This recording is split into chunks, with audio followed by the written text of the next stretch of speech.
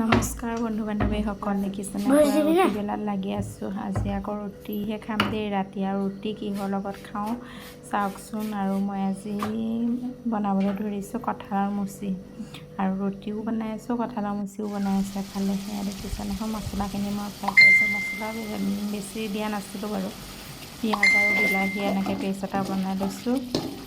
পাঁচফোৰণ তেল মাৰি ল'লোঁ, লৈ এয়া মই মছলাখিনি এনেধৰণে ফ্ৰাই কৰি আছোঁ। আৰু ইয়াত দিছোঁ মিট মছলা আৰু চব্জি মছলা, আৰু এইফালে দেখিছে নহয় কঁঠালখিনি বইল কৰি লৈছোঁ এনেধৰণে। অকণমান হালধি দি দিছোঁ বইল কৰোঁতে, আৰু এয়া মোৰ ধুনীয়াকৈ সিজি আছে। আৰু এইফালে মই মছলা ফ্ৰাই হোৱাৰ পিছত এয়া ঢালি দিম। আৰু তাৰপিছত এইফালে এয়া খুন্দনাটো দেখিছে নহয়, লং দালচেনি আৰু ইলাচি কেইটামান খুন্দি লৈছোঁ ফ্লেভাৰটো ভাল হ'বৰ কাৰণে। হ'ব টাইমত এয়া দেখিছে মোৰ এয়া চব্জি ৰেডিয়ে হৈ গ'ল।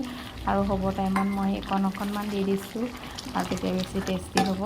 আৰু এয়া ভিডিঅ'টো ভাল লাগিলে লাইক কমেণ্ট কৰিব, আৰু আপোনালোকেনো কেনেকৈ বনাই কমেণ্ট কৰিবচোন। আৰু আমাৰ এয়া দেখিছে নহয়, আমাৰ এতিয়া চব্জি ৰেডি। আৰু মই শুঙি চাইছোঁ, গোন্ধটোতে খাওঁ খাওঁ লাগি গৈছে এয়া। আৰু মই একদম ঘৰত যেনেকৈ আছোঁ তেনেকৈ পূৰা ওলাই দিছোঁ, আৰু একো নাই।